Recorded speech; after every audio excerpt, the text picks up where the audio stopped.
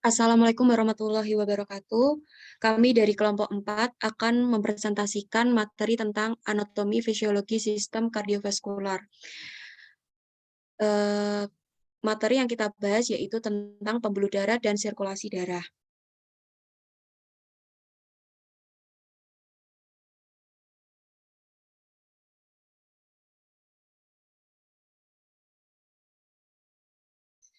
Sebelum menginjak ke materi, perkenalkan nama anggota dari kelompok 4.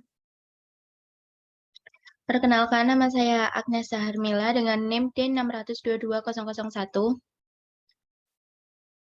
Perkenalkan, saya Kansa Adila dengan NIM D6220037. Perkenalkan, nama saya Dwi Novitasari dengan NIM D6220049. Perkenalkan, nama saya Muhammad Abiur Ramadan, NIM D6220057. Perkenalkan, nama saya Alvan Gafariham dengan NIM D600220074.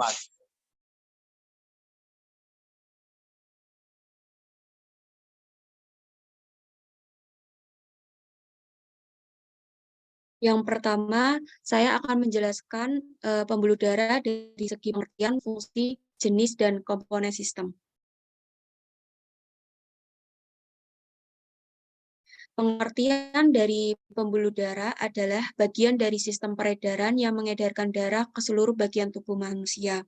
Sedangkan fungsi dari pembuluh darah yaitu untuk mengedarkan sel-sel darah, nutrisi, dan oksigen ke jaringan tubuh. Dan yang kedua yaitu untuk mengangkut limbah dan karbon dioksida untuk dikeluarkan dari tubuh.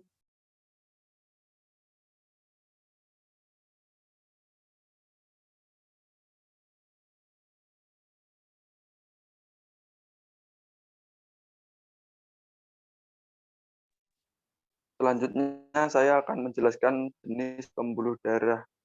Ada arteri, kapiler, dan vena.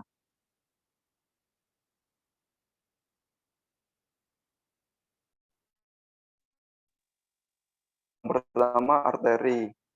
Tempat mengalir darah yang dipompa dari bilik. Merupakan pembuluh yang liat dan elastis. Tekanan pembuluh darah lebih kuat daripada pembuluh balik. Memiliki sebuah katup namanya valvula semilunaris yang berada tepat di luar jantung, terdiri atas aorta, arteriol, dan kapiler.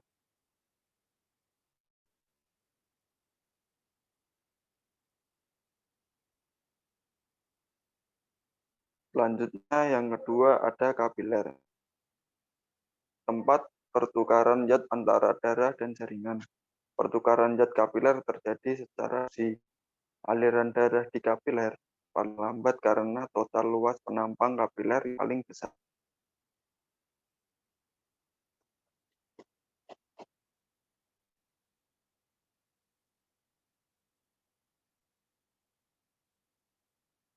Yang ketiga ada vena.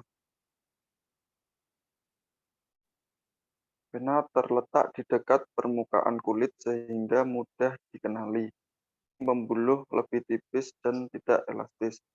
Tekanan pembuluh lebih lemah dibandingkan pembuluh nadi. Terdapat katup yang berbentuk seperti bulan sabit, valvula semilunaris, dan menjaga agar darah tak berbalik arah. Terdiri dari vena cava superior yang bertugas membawa darah dari bagian atas tubuh menuju serambi kanan jantung.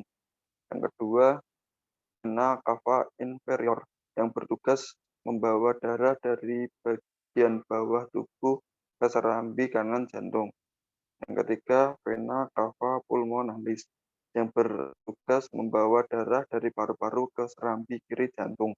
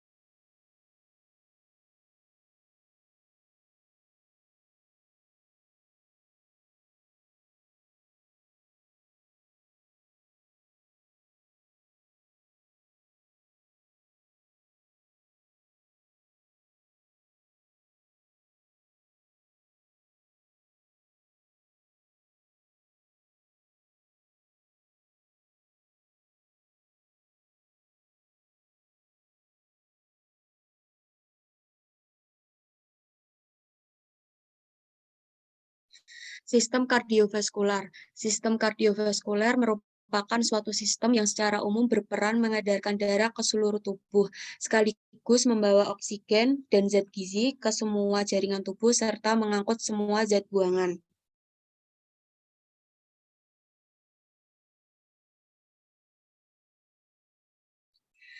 Komponen sistem dari kardiovaskular, yang pertama ada jantung. Lapisan dinding jantung, terdapat endokardium yang terdiri dari lapisan terdalam dari jantung yang tersusun dari jaringan endotelium dan jaringan ikat subendothelial. Yang kedua ada miokardium dengan lapisan tengah dinding jantung. Dan yang ketiga ada epikardium, lapisan luar dari dinding jantung dan dibentuk oleh lapisan visceral perikardium. Dan yang terakhir adalah perikardium, terdiri dari dua lapisan, yaitu lapisan luar disebut perikardium fibrosa dan lapisan dalam disebut epitel.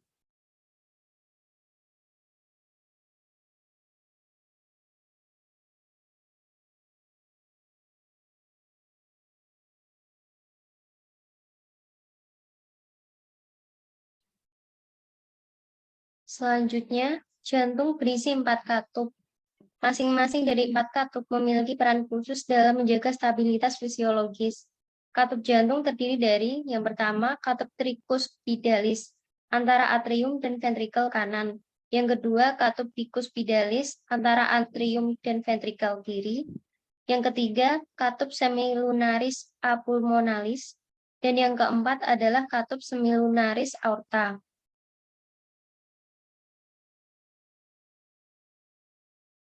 Selanjutnya adalah sirkulasi jantung. Yang pertama adalah atrium, menerima darah dari vena. Yang kedua ventrikel, memompa darah ke arteri. Selanjutnya aliran darah melalui jantung diatur oleh katup yang membuka ke satu sisi. Aliran darah hanya mengalir satu arah. Selanjutnya, darah dari seluruh tubuh kembali ke jantung atau atrium kanan melalui vena cava menuju ventrikel kanan melalui katup tricuspidalis. Dari ventrikel kanan, darah dipompa menuju paru-paru melalui katup semilunaris pulmonalis. Darah teroksigenasi dari paru-paru ke atrium kiri, kemudian ke ventrikel kiri melalui katup bicuspidalis. Dari ventrikel kiri, darah dialirkan melalui katup semilunaris aorta ke aorta seluruh tubuh.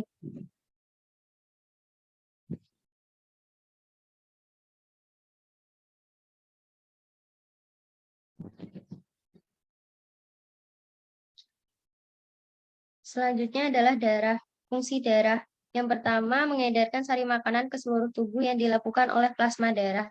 Yang kedua, mengangkut sisa oksidasi dari sel tubuh untuk dikeluarkan dari tubuh yang dilakukan oleh plasma darah. Karbon dioksida dikeluarkan melalui paru-paru, urea dikeluarkan melalui ginjal. Yang ketiga, mengedarkan hormon yang dikeluarkan oleh kelenjar buntu atau endokrin yang dilakukan oleh plasma darah. Yang keempat, mengangkut oksigen ke seluruh tubuh yang dilakukan oleh sel-sel darah. Yang kelima, membunuh kuman yang masuk ke dalam tubuh yang dilakukan oleh sel darah putih. Yang keenam, menutup luka yang dilakukan oleh keping-keping darah.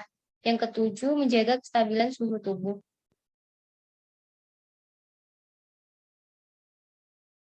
Karakteristik darah. Yang pertama, berat jenis darah adalah 1054 sampai 1060. Yang kedua, berat jenis plasma 1054 sampai 1060. Yang ketiga, viskositas atau kekentalan adalah 3 sampai 5 kali air. Dan yang terakhir, jumlah volume darah adalah 5 sampai 8% dB.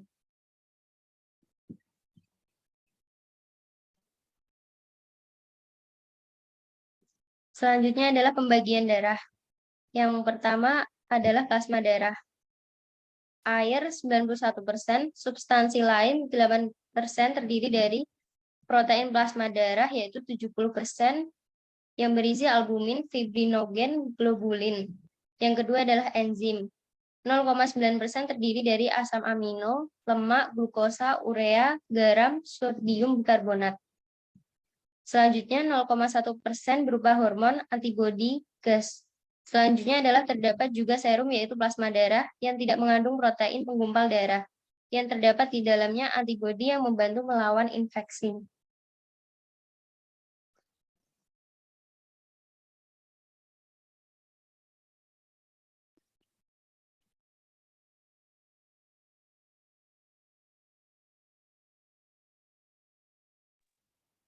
Selanjutnya adalah sel-sel darah. 1. Eritrosit. Eritrosit tidak berinti, tidak memiliki DNA. Masa hidupnya 100 sampai 120 hari. 2. Bentuknya bikonkav, yaitu cairan cakram dengan bagian tengah agak gepeng. 3. Mengandung hemoglobin yang membantu untuk mengikat oksigen. Yang memiliki fungsi 1. Mengangkut O2 dari paru-paru ke jaringan. 2. Mengangkut CO2 dari jaringan ke paru-paru. 3. Membawa Hb.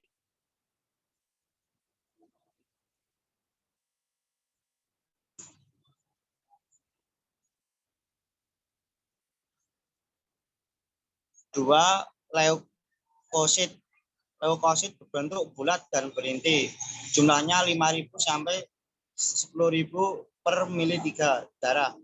Dibentuk pada sel retikulo endotelium dan sumsum tulang belakang. Leukosit bergranula, neutrofil, eosinofil, dan basofil. Leukosit tidak bergranula, lipofit, dan monosit. Fungsinya adalah membantu pertahanan tubuh terhadap infeksi. Kedua, berfungsi dalam perbaikan sel dan memfagosis sel-sel mati. 3. Menahan invasi patogen mikroorganisme melalui fagostosis.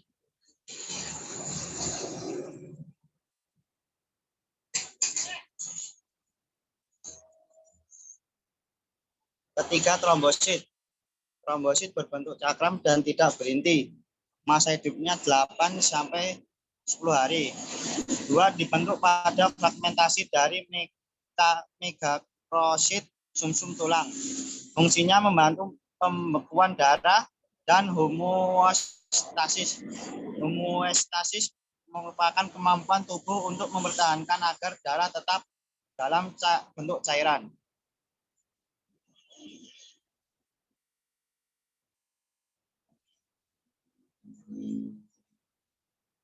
Ketiga, C. Sistem limfatik.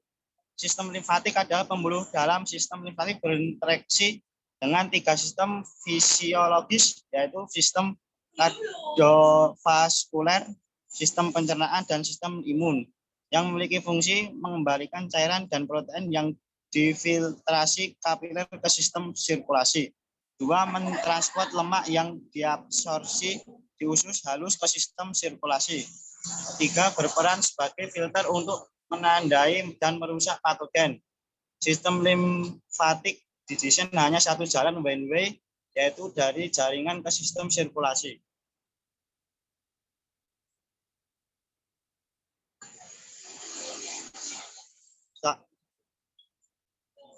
Selanjutnya, sirkulasi darah. Sirkulasi darah adalah suatu sistem organ yang berfungsi memindahkan zat dan nutrisi ke dan dari sel.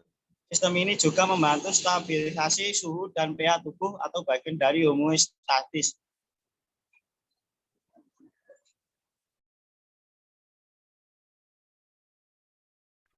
Jenis-jenis dari A. Sirkulasi sistemik. Sirkulasi sistemik merupakan sirkulasi darah yang mengaliri seluruh tubuh. Sirkulasi ini berlangsung ketika darah bersih yang mengandung oksigen mengisi serambi kiri jantung melalui vena pulmonalis setelah melepaskan karbon dioksida di paru-paru. Darah yang sudah berada di serambi kiri kemudian diteruskan ke bilik kiri jantung untuk disalurkan ke seluruh tubuh melalui pembuluh darah utama atau aorta.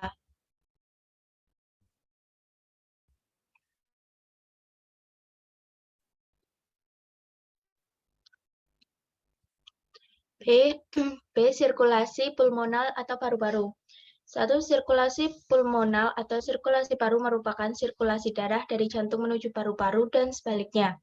Sirkulasi ini mengandung saat darah yang mengandung karbon dioksida dari sisa metabolisme tubuh kembali ke jantung melalui pembuluh vena besar atau vena cava. Selanjutnya, darah tersebut akan masuk ke serambi kanan dan diteruskan ke bilik kanan jantung. Setelah itu, darah akan dialirkan ke paru-paru melalui arteri pulmonalis untuk ditukar dengan darah kaya oksigen. Darah yang kaya oksigen tersebut akan kembali ke serambi kiri jantung untuk diedarkan ke seluruh tubuh.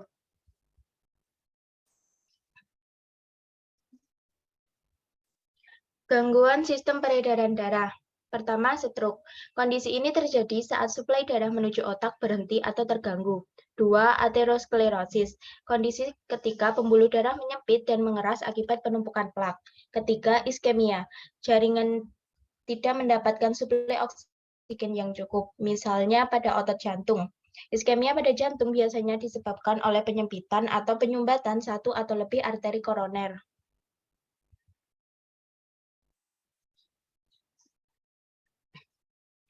Mencegah terjadinya gangguan pada sistem peredaran darah. Rutin berolahraga, mengkonsumsi makanan bergizi seimbang, membatasi asupan garam, tidak merokok, tidak mengkonsumsi minuman beralkohol. Selain itu, kalian juga harus melakukan pemeriksaan kesehatan atau check-up secara berkala ke dokter untuk memastikan tidak adanya gangguan pada sistem peredaran darah atau penyakit lain di dalam tubuh Anda.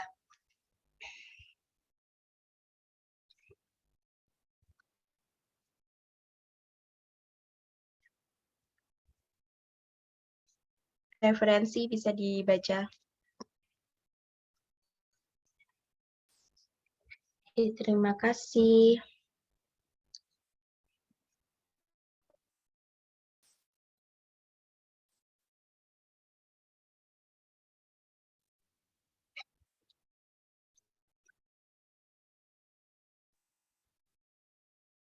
Mungkin sekian dari kelompok kami. Apabila ada kata yang kurang berkenan, mohon dimaafkan. Wassalamualaikum warahmatullahi wabarakatuh. Waalaikumsalam. Waalaikumsalam warahmatullahi wabarakatuh.